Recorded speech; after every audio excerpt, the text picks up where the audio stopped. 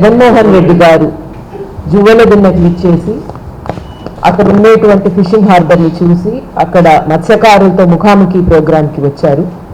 ఆ ప్రోగ్రామ్ని సక్సెస్ చేసినటువంటి ప్రతి ఒక్కరూ, ఈ జిల్లా అధ్యక్షులు, జిల్లా నాయకులు, వైఎస్ఆర్సీపీ కార్యకర్తలు, నాయకులు, వాళ్ళందరితో పాటు మత్స్యకారు సోదరులు అందరికీ కూడా హృదయపూర్వకమైన కృతజ్ఞతలు తెలుపుకుంటున్నామండి. అక్కడికి వచ్చిన వాళ్ళు కూడా ముఖాముఖి ప్రోగ్రాంలో ఈ ప్రభుత్వం కంటే జగన్ అన్నే మాకు మేలు చేయగలరని నమ్ముతున్నారు.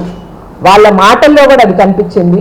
అక్కడ ఉండేటువంటి వ్యక్తులు చెప్పింది, అన్నా మీరు చేసిచ్చిందే ఇప్పటి వరకు దానికి మించి ఈ ప్రభుత్వం ఏమీ చేయలేదు, మీరు ఏదైతే మాకు పోర్ట్ ఇచ్చారో అది అట్టే ఉంది, దానికి మించి ఏమీ చేయలేదు అని చెప్పి అక్కడ ఉండేటువంటి మత్స్యకారులు చెప్పేటువంటి పరిస్థితి.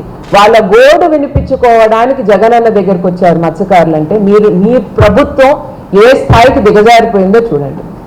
అంటే మీరు మంచి చేస్తారన్న ఆలోచన వాళ్ళకి ఏమాత్రం లేదు.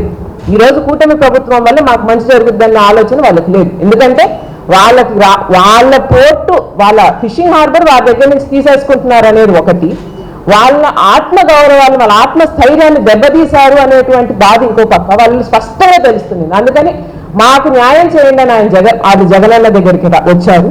జగనన్న రెండు విషయాలు స్పష్టంగా చెప్పారు. ఏదైతే అన్యాయం చేశారో ఫిషర్మెన్స్కి, ఆ అన్యాయం అనేది తప్పు, ఆయన దానికి న్యాయం చేస్తాడు, వాళ్ళకి అండగా నిలబడతారు అని. అదేవిధంగా ఫిషింగ్ హార్బర్ అనేది కేవలం మత్స్యకారుల హక్కు, అది ఎవ్వరూ తీసేయలేరు. ఏదైతే ప్రైవేటైజేషన్ పేరున ఆ హక్కు తీసేసే ప్రయత్నం చేస్తున్నారో అది జరగదు అని హామీ ఇచ్చారు. జగనన్న హామీ ఇచ్చిన వెంటనే మత్స్యకారులు ఇది జరిగిపోద్ది అని నమ్మారు. రేపు రాబోయే సీఎం జగనన్నే కదా, మాకు ఇంకేం బాగుంది, వచ్చాక ఆయన ఈ సమస్యలన్నీ తీరుస్తారని కూడా గట్టిగా నమ్మారు. మరొకసారి వచ్చినటువంటి ఆ ప్రోగ్రామ్ని సక్సెస్ చేసినటువంటి ప్రతి ఒక్కరికి కూడా ధన్యవాదాలు తెలుపుకుంటున్నాను.